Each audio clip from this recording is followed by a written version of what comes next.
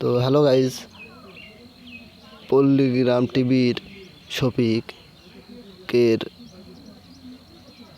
ওই ভিডিওটা ভাইরাল হওয়ার পর এসে কি বললো দেখুন। তো বন্ধুরা, আমি আপনাদেরকে কিছু কথা বলতে চাই। তো আপনারা বুঝতেই পারছেন যে আমি কী ব্যাপারে কথা বলবো। আর সত্যি কথা বলতে গেলে আমার নিজের ওপরই ঘৃণা হচ্ছে, কিন্তু কি করব, যেহেতু ভুল করেছি তো আপনাদের কাছে ক্ষমা চাইতেই হবে।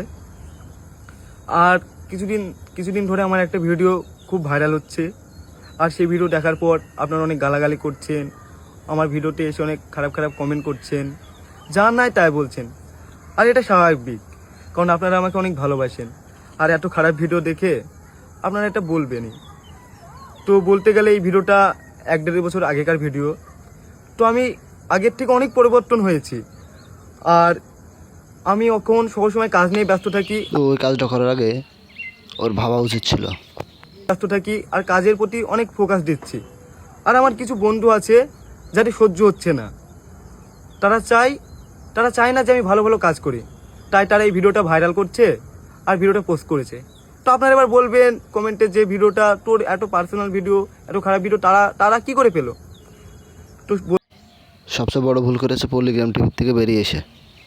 বলতে গেলে আমার একটা বন্ধু আছে, রুবেল বলে নাম। তো এই ভিডিওটা দেখবেন যে আমার ফোনেও ছিল না, খুব ভিডিওর মধ্যে অনেক কথা আছে, হয়তো আপনারা দেখেছেন। এই ভিডিওটা আমার কাছে ছিল না, আমার গার্লফ্রেন্ডের কাছে ছিল। তো আমরা শ্যুট করছিলাম, তখন আমাদের দুটো ফোন তার কাছে দিয়েছিলাম।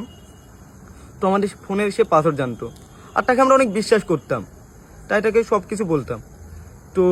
তো ভিডিওটা ভালো লাগলে চ্যানেলটিকে সাবস্ক্রাইব করবেন, আর নতুন নতুন সব ভিডিও পেতে আমার চ্যানেলটিকে সাবস্ক্রাইব করবেন। ধন্যবাদ। আসসালামু আলাইকুম।